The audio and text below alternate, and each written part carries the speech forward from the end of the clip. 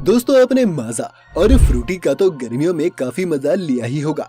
ये सभी ब्रांड्स ये कहते हैं कि ये 100% मैंगो से बने हैं, लेकिन क्या ये सच है? क्या सचमुच फैक्ट्री में इन ड्रिंक्स को बनाते हुए सिर्फ मैंगोस का ही यूज होता है? और अगर ये बनती भी है तो कैसे?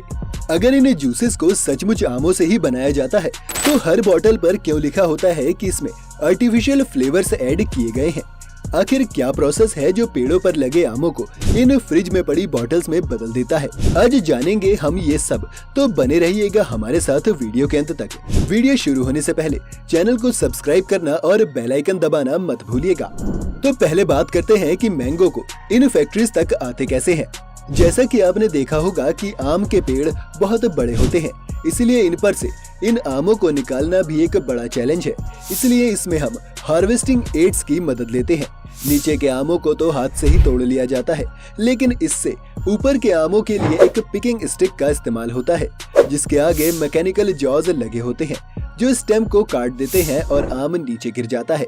इससे भी ऊंचे आमों के लिए एक हाइड्रोलिक लेडर का इस्तेमाल किया जा सकता है, जो एक क्रेन से अटैच्ड होती है। आमों को तोड़ने के बाद सीधा एक ट्रैम्पोलिन में फेंक दिया जाता है, जिसके बाद नीचे गिरे आमों में से स्टेम या इसकी डंडियों को रिमूव किया जाता है। आम का फल खुद को लेकर बहुत ही डिफेंसिव होता है, और जैसे ही आप स्टेम में से फल को अलग करते हैं, अपने डिफेंस के लिए इस आम में से एक सैप निकलता है। इस सैप के आपके कांटेक्ट में आने से आपकी स्किन जलने लगती है। साथ ही अगर ये सैप आम पर गिर जाए तो इसे डैमेज भी कर सकता है।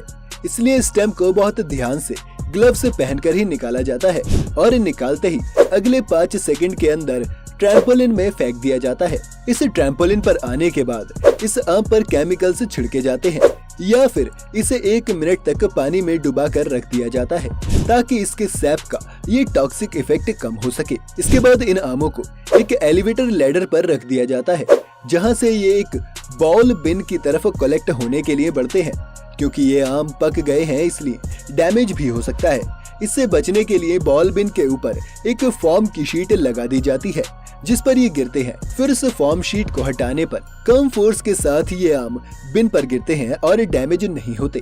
इसके बाद इन्हें स्टोर करने के लिए बड़े बड़े स्टोर हाउस में भेज दिया जाता है, और यहाँ से फिर ये फाइनली जूस बनाने के लिए फैक्ट्री में भेज दिए जाते हैं। ट्रक भर कर आम जब फैक्ट्री में आते हैं तो इन्हें अनलोड करने के बाद एक वॉशिंग प्रोसेस से गुजारा जाता है, जिसमें पानी में बहते बहते ये आम फैक्ट्री के अंदर आते हैं। इसके बाद एक सेकेंड वॉश प्रोसेस भी होता है, जिसमें पानी के साथ साथ रोलर्स का भी सहारा लिया जाता है, ताकि आम हर तरफ से अच्छे से क्लीन हो सके। इसके बाद इन आमों को एक प्री हीटिंग और सॉफ्टनिंग प्रोसेस के लिए गर्म पानी में 3 से 5 मिनट तक रखा जाता है। ऐसा करने से आमों पर मौजूद पॉलीफेनॉल ऑक्सीडेज को रिमूव किया जा सकता है। साथ ही इससे आम का कलर और उसका फ्लेवर भी काफी हद तक इम्प्रूव हो जाता है। इन आमों के साफ होने के बाद कन्वेयर बेल्ट पर चलते हुए ये आम रोलर्स पर गिरते हैं, जिसके आसपास फैक्ट्री के कर्मचारी मौजूद होते हैं।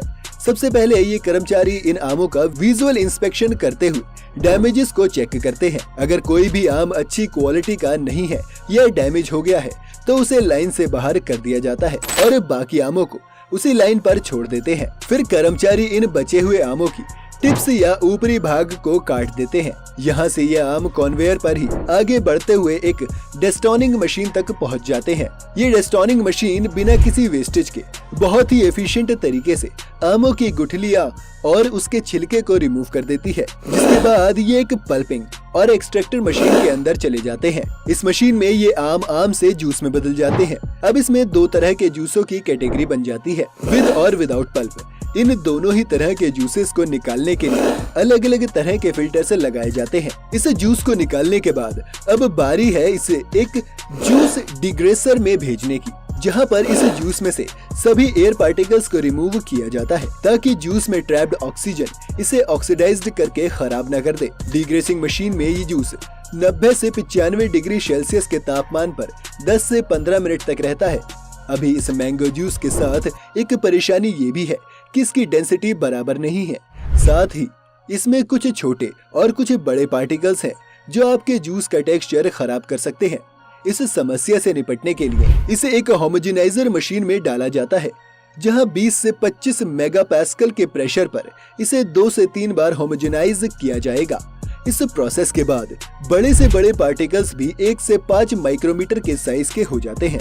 होमोजेनाइज मैंगो जूस को इसके बाद स्टेरिलाइजेशन प्रोसेस के लिए आगे भेजा जाता है। स्टेरिलाइजेशन प्रोसेस वो प्रोसेस होती है जिसमें किसी भी जूस में मौजूद हार्मफुल बैक्टीरियाज को मारा जाता है। इस जूस को स्टेरिलाइजेशन मशीन में डालकर 62 से 85 डिग्री सेल्सियस के बीच कई साइकिल्स में हीट किया जाता है और फिर जल्दी से इसे ठंडा भी कर लिया जाता है। इस पूरी प्रोसेस से जूस की शेल्फ लाइफ काफी बढ़ जाती है।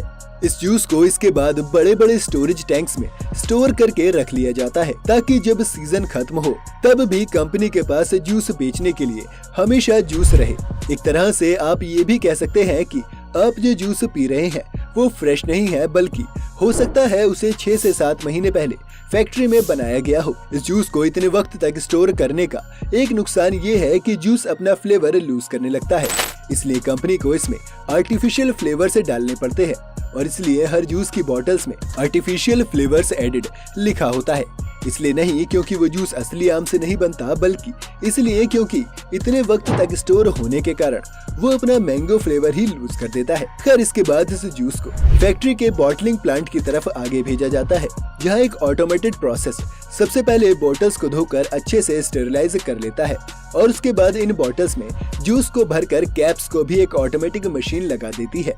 आखिर में इन बॉटल्स पर लेबलिंग कर दी जाती है और ये जूस आपके फ्रिज तक आने के लिए अब पूरी तरह से तैयार है। तो दोस्तों, देखा आपने कि कितनी मेहनत से एक आम से फ्रूट जूस बनाया जाता है और कितने स्टेप्स के बाद ये आप तक पहुंचता है। उम्मीद है इस वीडियो से आपने कुछ नया जरूर सीखा होगा। ऐसे ही और वीडियोस देखने के लिए चैनल को सब्सक्राइब करें और अगर ये वीडियो आपको पसंद आया हो तो वीडियो को लाइक करना और बेल आइकन दबाना मत भूलिएगा।